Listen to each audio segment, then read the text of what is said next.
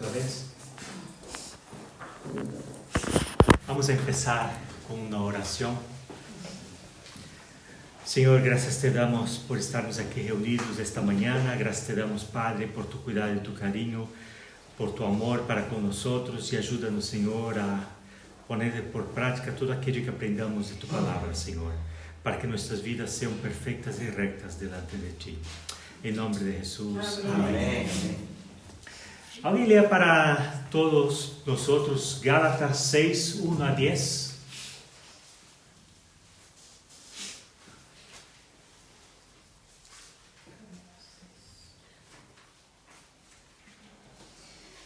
Gálatas 6, 1 a 10.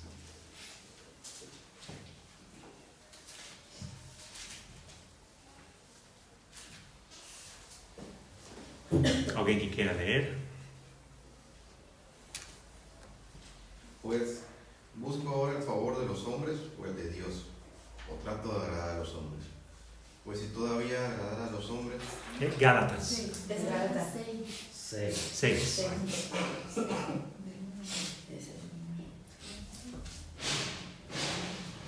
Hermanos, si alguno fuere sorprendido en alguna falta, vosotros que sois espirituales, restauradle con espíritu de mansedumbre, considerándote a ti mismo, no sea que tú también seas tentado. Sobrellevad los unos las cargas de los otros y cumplid así la ley de Cristo, porque el que se cree ser algo, no siendo nada, a sí mismo se engaña. Así que cada uno someta a prueba su propia obra y entonces tendrá motivo de gloriarse, solo respecto de sí mismo y no en otro. Porque cada uno llevará su propia carga. El que es enseñado en la palabra, haga partícipe de toda cosa buena al que le instruye. No os engañéis, Dios no puede ser burlado, pues todo lo que el hombre sembrare, eso también segará. Porque el que siembra para su carne, de la carne segará corrupción, mas el que siembra para el espíritu, del espíritu segará vida eterna. No nos cansemos pues de hacer el bien, pues en su tiempo segaremos, si no desmayamos. Así que, según tengamos oportunidad, hagamos bien a todos y mayormente a los de la familia de la fe. Amén. Bueno, ahí Pablo habla de una palabra, ¿no? Espirituales. ¿Qué es ser espirituales, no? Hay iglesias que creen que ser espiritual es alguien que es dotado de una espiritualidad normal y por lo tanto es alguien que está en una escala más grande que los demás, ¿no? Pero no, ser espiritual no es eso. Ser espiritual somos todos nosotros que creemos en Jesús, que creemos que Él es Hijo de Dios y que somos guiados por el Espíritu Santo. Eso es ser espiritual. Somos guiados por el Espíritu Santo. Por lo tanto, toda la iglesia está llamada a ayudar a los que necesitan. No es solo el pastor, no es solo el misionero que viene desde lejos, no es solo el que tiene el don de la ayuda, no. Toda la iglesia es espiritual. ¿Por qué? Porque cree en Jesucristo, porque es guiada por el Espíritu Santo. Hay una popular tira cómica, la de Charles Brown o Carlitos en español, que imagino que todos conocéis, ¿no? Y está ese personaje Lucy, la chiquitita, y ella pregunta a Carlitos, ¿por qué estamos aquí en la tierra? Y Carlitos responde, para hacer los demás felices, los otros felices. Y ella piensa en la pregunta y vuelve a hacer otra pregunta. Entonces, ¿para qué están los otros aquí? ¿Para qué están los otros aquí? Si nosotros somos lo que vamos a hacer ellos felices, ¿no? Y eso es una expresión que podemos decir es muy común para nosotros cristianos. Los unos a los otros. Esta es una frase que está en nuestro vocabulario, ¿no? Los unos a los otros. Amaos los unos a los otros. Esto está en la Biblia, en el Nuevo Testamento principalmente, ¿no?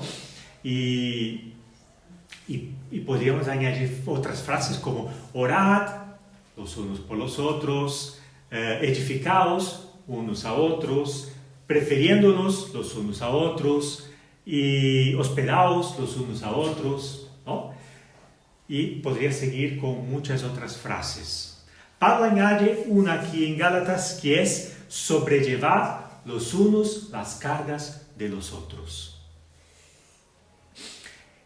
Esta es la actitud que debe tener el creyente espiritual, el que es guiado por el Espíritu Santo, el que piensa en los demás y procura servirles. Esa debe ser nuestra actitud. Recordar que yo, cuando empecé ese tema de Gálatas con vosotros, les he dicho que había en Galacia, toda esa provincia ahí de la antigua, que ahora es Turquía, en la antigua Asia Menor, judíos cristianos o judaizantes que estaban intentando llevar a los gentiles la práctica de la ley. Y por lo tanto, decían que para ser salvos era importante hacer obras de ley. Y una de ellas era circuncidarse para los hombres, ¿no? Bueno, Pablo, cuando escuchó eso, se aterrorizó y escribió inmediatamente esa carta, la carta de los Gálatas, para, no me gusta la palabra persuadir, pero bueno, persuadir, para intentar hacer que los Gálatas se dieran cuenta de que seguir a los judaizantes era un error.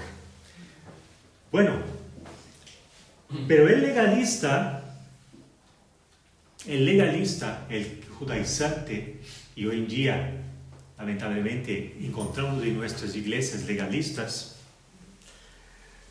por el contrario de servir y ayudar a los demás,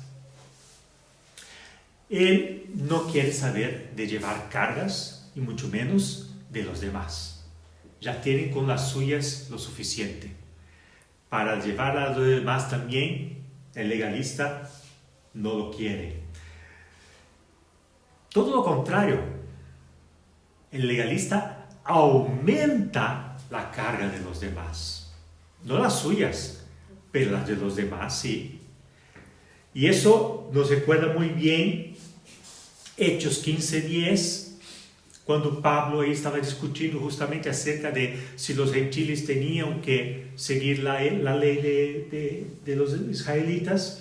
Y dice: ahora pues, ¿por qué tentáis a Dios, poniendo sobre la cerviz de los discípulos un yugo que ni nuestros padres ni nosotros hemos podido llevar?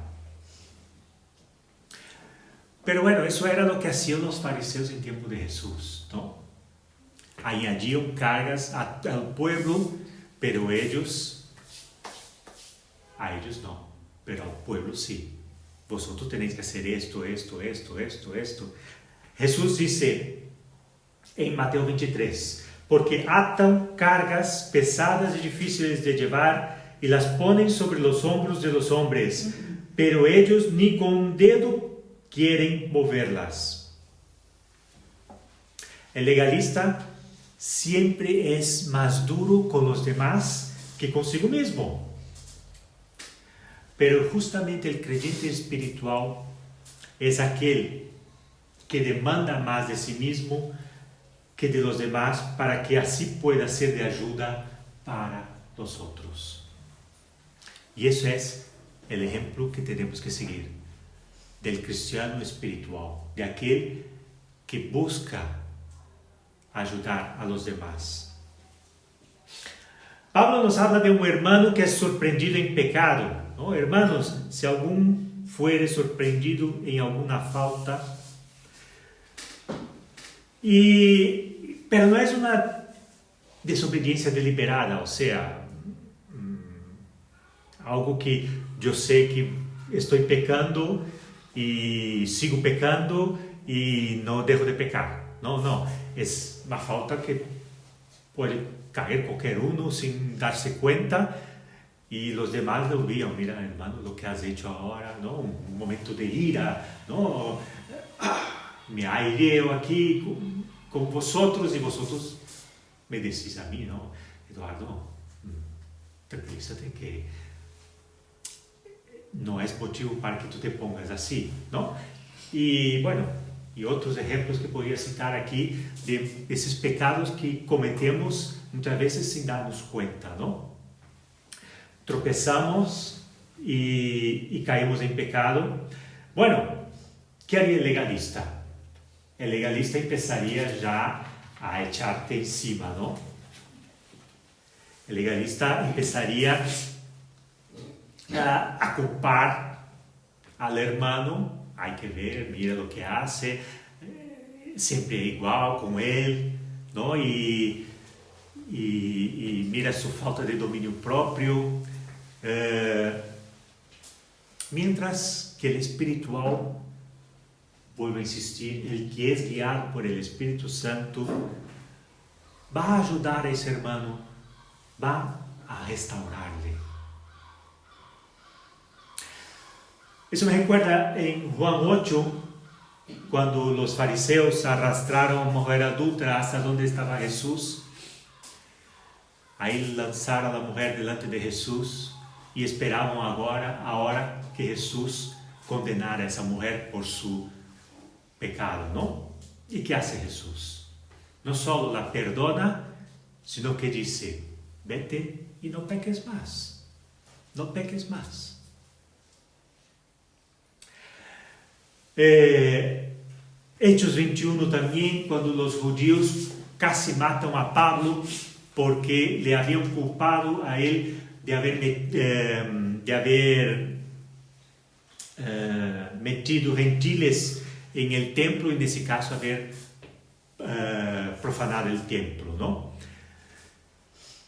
¿Tenían pruebas reales esos judíos de que Pablo había hecho eso?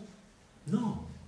Simplemente murmuros, alguna sospecha, pero pruebas reales no tenían. Y eso es que hace el legalista, ¿no? No tiene pruebas. No tiene, simplemente sospecha, algún murmurio que ha escuchado, pero pruebas reales de que ha ocurrido eso, no lo tiene. Y eso es lo que Jesús nos enseña, ¿no? Que tengamos que estar seguros de lo que ha ocurrido, ¿no? De los hechos. Una de las cosas que Jesús nos enseña es justamente cuando pecamos con un hermano y nos dice que entre dos tienen que llegar a un acuerdo, ¿no? Tienen que resolver esa situación. Pero si ese hermano sigue la suya que no quiere, pues llamaremos uno o dos más hermanos para persuadirlo, para hacerlo caer en la realidad. Y si no, pues toda la iglesia participa en la restauración de ese hermano, ¿no? Esto es importante. Jesús nos enseña cómo debemos de actuar. Y no debemos ir por nuestra propia cuenta, sino que debemos seguir esos pasos que Jesús nos enseña. Y de esa manera, yo creo que resolveremos los problemas mucho mejor que ir por nuestra propia cuenta, de que hacer las cosas solos, ¿no? No somos llaneros solitarios. Si hay una cosa que el cristiano no es un llanero solitario. Me acuerdo cuando partí la pierna derecha. El proceso de la cura es muy doloroso, duele mucho. Y restaurar un hermano caído tiene el mismo dolor. Es doloroso también. El proceso de la restauración es doloroso. Por lo tanto, tenemos que tener paciencia y tenemos que tener mucho amor por este hermano, porque él va a necesitar de nuestro amor, de nuestra paciencia. Esos son los frutos del Espíritu, el fruto del Espíritu que hemos visto la última vez que estuve aquí, ¿no? Paciencia, amor. ¿Qué hace el legalista? Pues el legalista va a sacar partido de todo, para su provecho, obviamente, para su provecho. no solo va a condenar al caído, sino que va a hacer que la desgracia del otro le haga él quedarse bien. ¡Wow! Pero es así. Va a usar la desgracia del otro para que él se pueda quedarse bien. Eso Jesús ejemplifica bien con Lucas 18, ¿no? Cuando habla del fariseo y del publicano que van a orar, ¿no? Y ahí está el fariseo: no soy como este. Mira, yo soy santo, yo oro todos los días, yo hago eso, yo hago lo otro, ¿no? No soy como este, ¿no? Eso es lo que debemos evitar, ¿no? Ese tipo de comparaciones, porque las comparaciones dicen que son odiosas, ¿no? Las comparaciones son odiosas.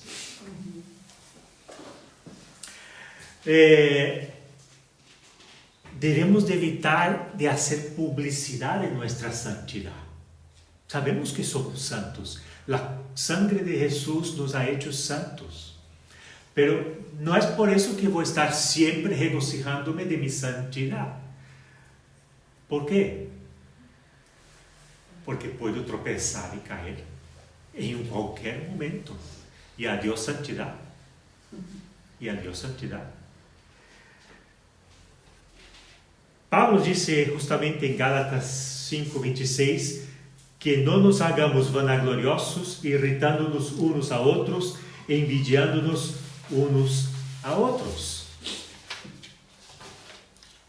Así que, como espirituales, nosotros no competimos los unos con los otros. Esto no es una carrera de competencias, es una carrera de fe. Una carrera de fe, pero no de quién va a ser el primero, quién va a ser el último, y yo soy el primero, mira qué bien, soy mejor que vosotros. No, esto no es así, no funciona así en el mundo espiritual. Nosotros tenemos el fruto del Espíritu, recordar eso: mansedumbre, amor. Nosotros sabemos que el creyente no está exento de caer. Dice Pablo en Corintios: el que piensa estar firme, mire que no caiga. Debemos de tener, hermanos, una actitud de humildad. Yo creo que eso es lo que falta mucho en las personas: humildad. Tenemos que ser más humildes y darnos cuenta de nuestra propia debilidad. Pero hay algo muy importante, que nosotros conocemos el amor de Cristo. Estaba antes la hermana diciendo allí, ¿no?, que fulana quiere hablar conmigo y ciclana quiere hablar conmigo, y ahora tengo que saber cómo expresar ese amor de Cristo a ellas, ¿no? Conocemos el amor de Cristo. Ahora expresemos ese amor, abrimos nuestro corazón a las personas para que ellas también sientan este amor de Cristo, ese amor maravilloso. La ley de Cristo es muy simple: que amémonos unos a otros. Otra vez, unos a otros. Y necesitamos, hermanos, de mucho amor, y también valor. Necesitamos valor para enfrentarnos a este hermano caído, porque muchas veces es orgulloso y no quiere recibir ayuda, pero tenemos que tener paciencia con él. A esas personas que tenemos que hablar de Cristo y nos cuesta, porque son muy cerradas, porque conocemos su fondo, ¿no?, su fondo mejor religioso, son musulmanes, o principalmente aquí en Algeciras hay muchos musulmanes, ¿no? Entonces conocemos ese fondo religioso, y entonces, pero hay que tener ese valor y hay que tener ese amor hacia ellos para hablar de Cristo. Una de las cosas que Jesús también nos dijo, ¿no?, fue que cuidado, esa paja que está en tu ojo, ¿no? Que es difícil también muchas veces, ¿no? Porque tenemos una viga en el ojo y queremos quitar la paja del ojo del de al lado, ¿no? Pero bueno, es un problema delicado, eso de ayudar a los demás, de ayudar al caído, principalmente si es una persona orgullosa, es un problema delicado. Pero Pablo aquí se basa en la instrucción del Señor sobre el tema de la reconciliación. Y lo único que tenemos que hacer es justamente eso, buscar las instrucciones de Jesús para saber cómo actuar dependiendo de la situación.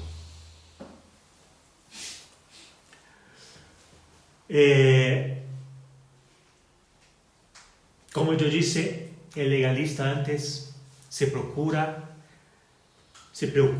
por sí mismo y hará todo para quedarse bien, mientras que el otro hermano le da igual si se queda mal, si se queda bien. Y mientras él esté bien y los otros le vean con buenos ojos, lo demás no le importa. Por eso tenemos que tener cuidado para no caernos en el error del legalista. Bueno, pero Pablo sigue adelante y Pablo dice aquí que cada persona debe de someterse a la prueba de su propia obra a la luz de la voluntad de Dios para él. No debemos estar comparando logros porque cada persona tiene una voluntad de Dios para su vida. A lo mejor la mía es esta, estar aquí predicando, hablando de Cristo, hablando del Evangelio. A lo mejor de otra persona estar sanando, estar en oración, estar ayudando a los demás en la calle, ¿no? Siendo voluntario en ONGs, cosas de ese tipo. O sea, aquí no vamos a estar comparando, mira lo que hace ese, mira lo que hace lo otro, porque cada uno tiene un don que nos da el Espíritu Santo. Y por lo tanto, cada uno va a ejercer estos dones según la voluntad de Dios. Así que, vuelvo a insistir, las comparaciones son odiosas, nada de comparaciones. En el versículo 6, Pablo habla de comunión. La tan conocida palabra griega koinonia. Me imagino que todos habéis escuchado alguna vez koinonia, ¿no? Pues mire, eso es comunión, significa tener algo en común. Y, por supuesto, Pablo está aquí enfocado en algo que tenemos en común, que es Cristo.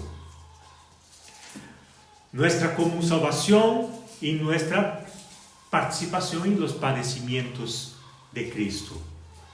El Nuevo Testamento está lleno de la palabra koinonia y muchas veces se refiere a compartir, principalmente en Hechos, se refiere a compartir los bienes materiales unos con otros. Y yo creo que es lo que Pablo tiene en mente aquí, ¿no? Compartir los bienes materiales. Nosotros cuando hacemos comida en la iglesia allí en Puerto Real, pues cada uno trae un plato de comida y siempre acaba sobrando comida, porque siempre acabamos trayendo de más, ¿no? Pero esto es bueno, esto es maravilloso, que nosotros nos alegremos de poder compartir algo que tenemos con los demás, ¿no? Y eso es lo que hacía la iglesia en los principios, ¿no? Los que tenían mucho, pues daban a los pobres.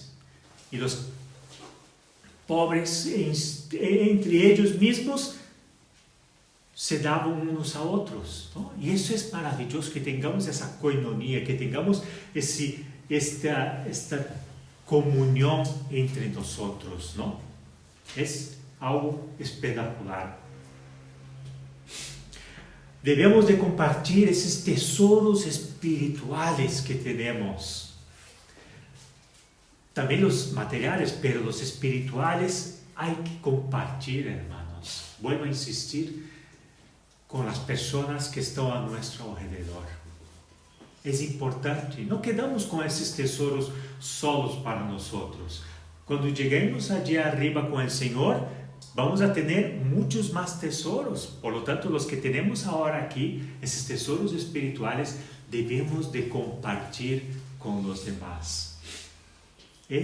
Koinonia, esa comunión. Jesús dice que donde está nuestro tesoro, allí también estará nuestro corazón. Y después habla aquí Pablo de sembrar y cosechar. El principio básico de sembrar y cosechar se encuentra en toda la Biblia. Desde el principio, ahí estaba Caín que cosechaba, que sembraba y cosechaba, ¿no? La tierra. Lo que hizo después ya es otra historia, pero él cosechaba, sembraba y cosechaba, ¿no? O sea que desde el principio habla de eso la Biblia.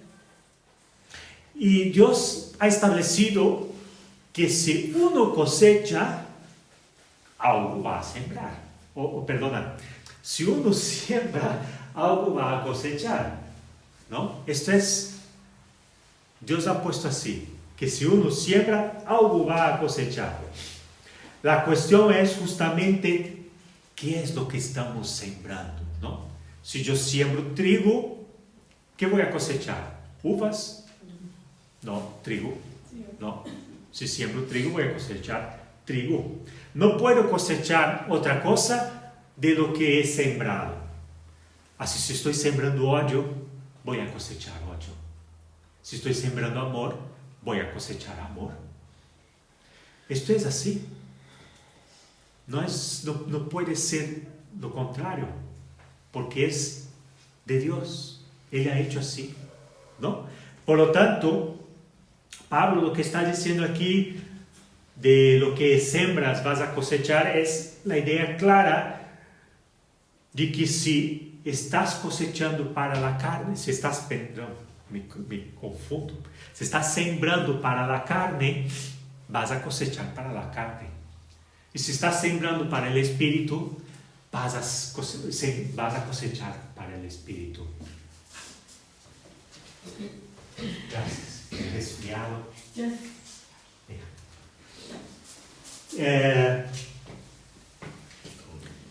O sea, lo que sea lo que siempre tengas seguro que vas a cosechar. Perdón.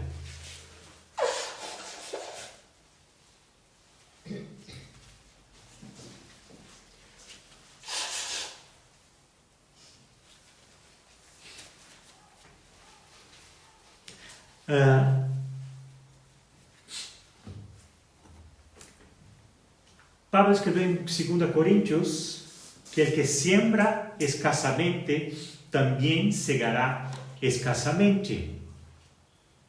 Esa es una aplicación que yo podría hacer un sermón solo sobre eso, ¿no? Solo sobre segar y cosechar. Es una aplicación bastante extensa si aplicamos a nuestras vidas. Porque todo lo que hacemos es una inversión.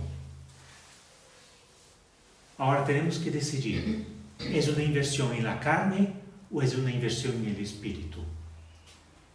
¿Vamos a invertir para la carne o vamos a invertir para el espíritu? Esa es la decisión que tenemos que tomar, ¿no?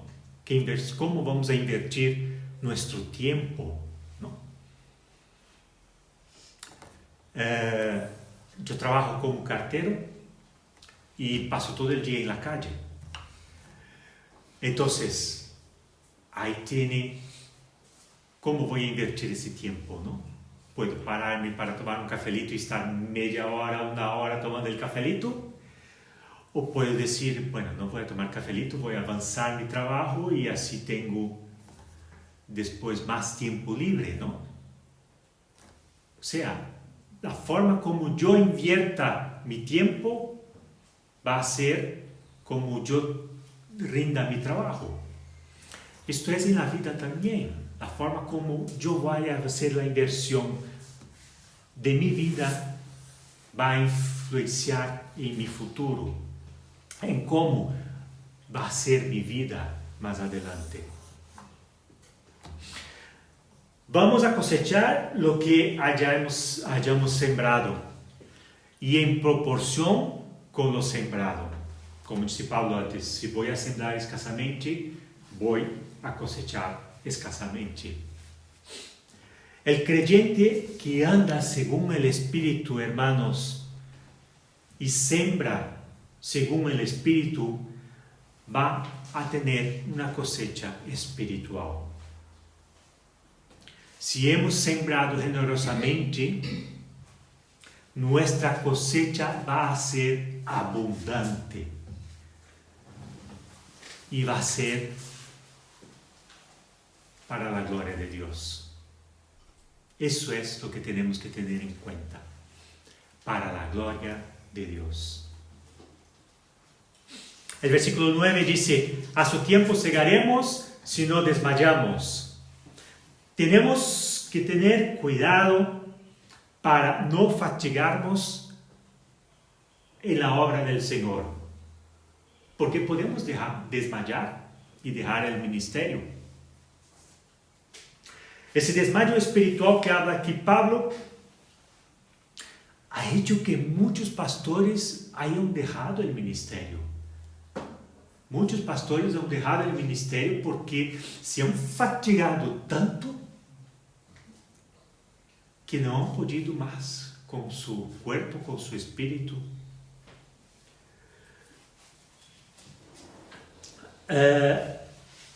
Por ejemplo, la iglesia de Éfeso en Apocalipsis dice que había dejado su primer amor y se había enfriado. La iglesia no solo había fallado en la obra, en el trabajo y en la constancia, sino también en la fe, en el amor y en la esperanza. Hay ocasiones, hermanos, que nosotros creemos que estamos haciendo la obra de Dios, pero en realidad nuestra motivación puede ser que haya muerto. Por eso, no nos hagamos como los sacerdotes a quien Malaquías predicó, en Malaquías, en el libro de Malaquías, que dice que ellos servían a Dios quejándose. Nos fastiga tener que hacer la obra. No hagamos eso. Si te sientes ya saturado, si te sientes que vas a desmayar, busca reposo, busca ayuda. No estamos solos, no somos llaneros solitários. Busca ayuda. Y eso es importante, que algunas veces desmayamos por falta de oración. Debemos de orar siempre y no desmayar, dice Jesús en Lucas 18. La oración es parte de nuestra vida espiritual. Es como el respirar. Si yo dejo de respirar, me desmayo. Puedo morir. Si dejo de orar, voy a desmayar.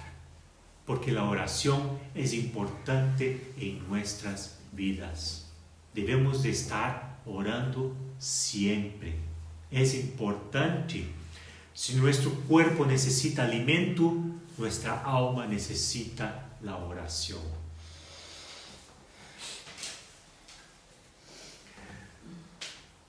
Es importante esperar en el Señor para obtener de Él la fuerza que necesitamos de cada día.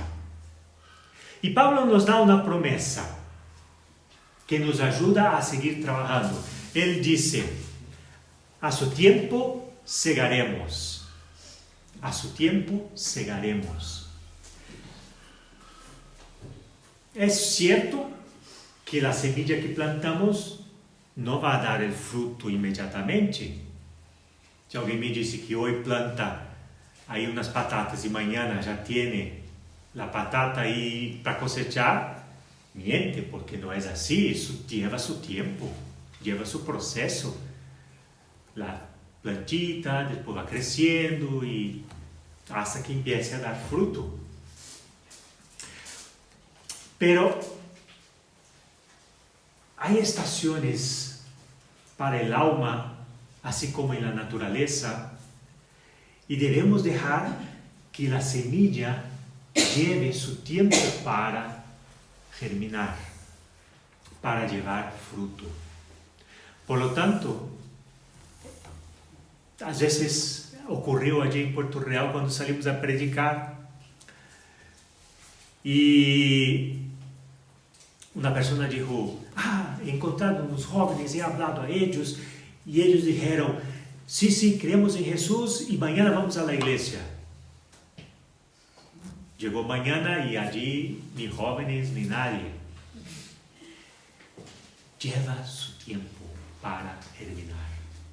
A lo mejor esos jóvenes en algún momento llegarán a la iglesia y dirán, hace tiempo alguien me predicó la palabra y hoy estoy aquí porque he sentido esta hambre, este deseo de conocer más del Señor. Pero tenemos que tener esa paciencia de esperar que esa semilla germine. No podemos dejar que ahora predico a esa persona y ahora ella se va a poner, ocurre. Vamos, el Espíritu Santo aquí es que hace las cosas, no soy yo simplemente soy un mensajero. Ocurre, no voy a decir que no, pero tenemos que tener también esa. Pablo nos habla aquí de eso de germinar, de sembrar y cosechar, porque él quiere que tengamos esa idea de que todo tiene un proceso, ¿no? Todo tiene su tiempo y tengamos que tener paciencia en esas cosas que hagamos. Por eso que no desmayemos. ¿Por qué? Porque tenemos que tener paciencia y orar. La oración es importante. Si yo quiero que esa persona crea en el Señor, tengo que estar todos los días orando por ella para que el Espíritu trabaje en su corazón. Compartir las bendiciones, hermanos, implica mucho más que enseñar solo la palabra y dar nuestros bienes materiales. También implica hacer el bien a todos. Hacer el bien. ¿Por qué? Porque estamos hartos ya de encender la televisión y escuchar que uno devuelve el mal por mal, o uno devuelve el mal por bien. Yo estoy harto ya, les digo, de encender la tele, poner el noticiario y uno lanza una bomba, el otro devuelve contra bomba. Y así estamos, ¿no? Cristo nos enseña, y Pablo insiste mucho en eso, que debemos de devolver el bien por mal. Si alguien nos hace mal, pues nosotros le hacemos el bien. Esa persona se va a quedar, perdón, si acabo de mandarle a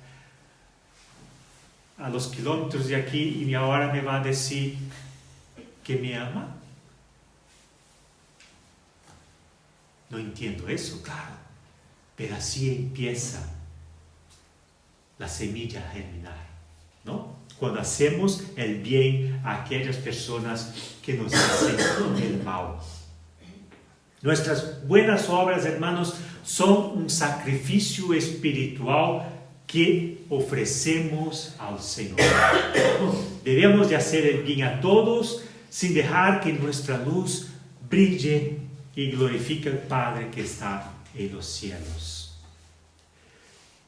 Si paramos para preguntar, ¿esta persona merece mis buenas obras? Deberíamos de recordar que Jesús se entregó en la cruz por nosotros y menos mal que no preguntó si yo merecía ese sacrificio, porque si preguntase, Él no subiría a la cruz. Por lo tanto, no preguntemos, ¿merece mis buenas obras? Hagamos. ofrendamos nuestras buenas obras, sembremos nuestras buenas obras a todas las personas, sin distinción. Recordar, Santiago dice que no debemos de hacer distinción de personas. Por lo tanto, no hagamos distinción a la hora de hacer el bien. Pablo recuerda que hacer el bien, hermanos, nos debe dar la preferencia, que debemos dar la preferencia a la familia de la fe. Y eso es importante. Eso es importante. Vamos a ver un padre de familia. Tiene 2 panes. ¿Qué va a hacer? ¿Va a dar a sus hijos primero o va a dar al vecino? Va a dar a sus hijos primero, ¿no? Por lo tanto, esa es la idea, esa es la esencia, que primero hagamos el bien a la familia de la fe, a nuestra familia, a nuestros hijos espirituales, a nuestros padres espirituales. No significa que no debemos de hacer a los demás, pero primeramente a los de familia de la fe. Es lo que Pablo quiere decir aquí, que debemos recordar, hermanos, sin embargo, que cuando compartimos con otros hermanos, estamos compartiendo con un mundo necesitado, un mundo que necesita del amor de Dios. Y cada miembro de la familia de la fe es un receptor, con el fin de que sea también un transmisor. Recibimos para dar. Eso es lo que nos enseña Jesús. Es mejor dar que recibir, ¿no? ¿No es eso lo que dijo Jesús? Es mejor dar que recibir. Pero somos un receptor para que seamos un transmisor. Cuando abundamos en el amor unos por los otros, hermanos, tenemos amor para con todos los hombres y mujeres. Así quiere el Señor y así debe ser. Vamos a orar. Gracias, Señor, te damos por tu amor inmensurable que tiene para cada uno de nosotros, y te pedimos, Señor, que tú nos ayudes para que podamos llevar ese amor, para que podamos llevar el fruto del Espíritu Santo a aquellas personas que la necesitan, Señor. Ayúdanos a tener paciencia con el hermano que cae, ayudarle a levantarse nuevamente. Ayúdanos, hermano, Padre, a que llevemos la carga del hermano, a que aprendamos a llevarnos los unos a los otros nuestras cargas, para que podamos, como tú has dicho, tener una comunión los unos con los otros en amor y en paz. Gracias, Señor, porque tú cuidas de nosotros en todos los momentos de nuestras vidas y nos da fuerza para seguir adelante. En nombre de Jesús. Amén. Amén, hermanos. Que el Señor os guarde y os bendiga durante esta semana. Muchas gracias.